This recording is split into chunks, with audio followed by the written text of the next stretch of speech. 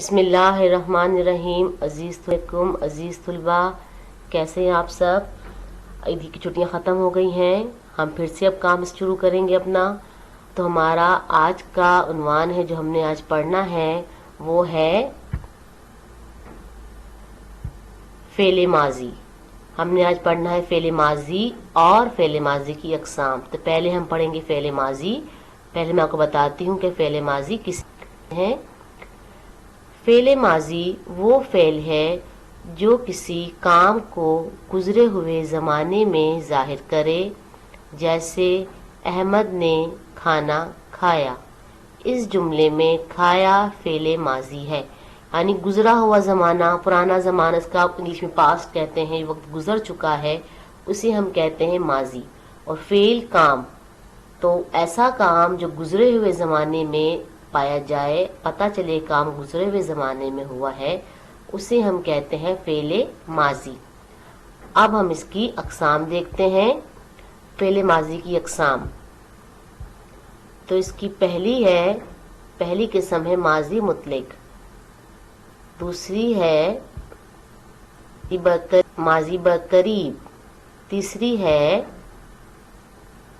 ماضی بعید، چوتھی قسم ہے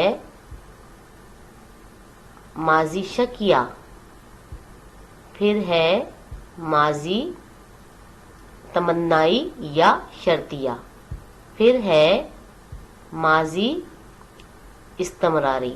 تو یہ ہیں اس کی 6 اقسام۔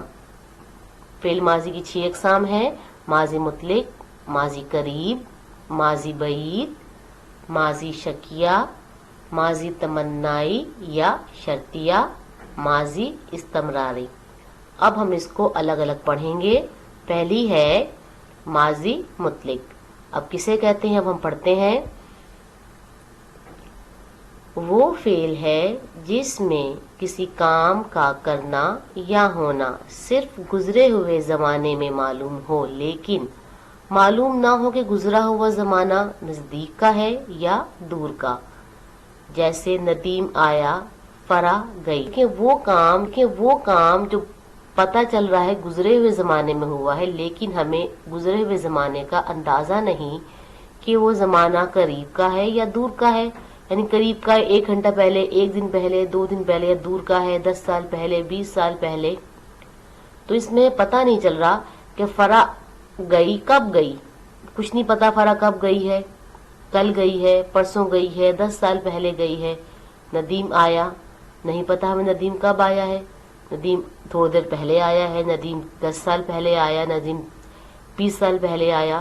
یعنی وہ فعل جس میں ہمیں یہ پتہ چلے کہ کام گزرے ہوئے زمانے میں ہوا ہے، لیکن ہمیں اس بات کا اندازہ نہ ہو نزدیک کہ کام نزدیک کے زمانے میں ہوا ہے یا دور کے زمانے میں ہوا ہے۔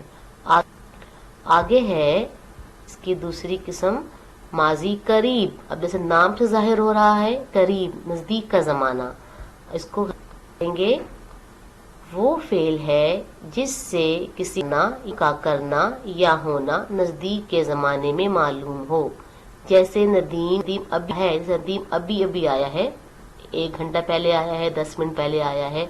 فرا گئی ہے، اب اس کی پہچان یہ کہ آخر میں ہے آتا ہے۔ تو وہ کام جو گزرے ہوئے زمانے میں پایا جائے، لیکن ہمیں اس کے ساتھ ساتھ اس بات کا پتہ چلے کہ کام قریب کے زمانے ہوا ہے، نزدیک کے زمانے میں ہوا ہے۔ ٹھیک ہے، اس میں ہمیں بات واضح ہو جائے کہ زمانہ جو تھا وہ نزدیک کا تھا، اسے ہم کہتے ہیں ماضی قریب۔ پھر ہے ماضی بعید۔ بعید کہتے ہیں دور کو، تو قریب نزدیک کا تھا اور تو بعید تمہارا ہوگا دور کا۔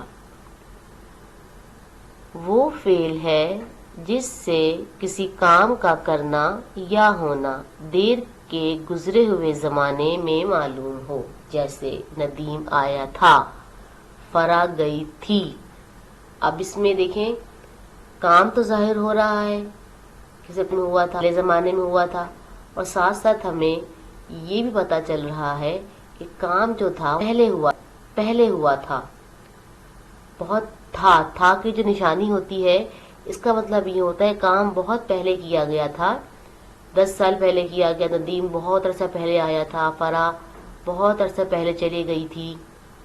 تو ایسا کام جو گزرے ہوئے زمانے میں کیا جائے اور اس کے ساتھ ساتھ ہمیں یہ بھی پتہ چلے کہ وہ کام جو تھا، وہ زمانہ جو تھا وہ دور کا زمانہ تھا، نزدیک کا زمانہ نہیں تھا، تو اس کو ہم کہتے ہیں ماضی بعید، قریب نزدیک کا تھا اور بعید دور کا۔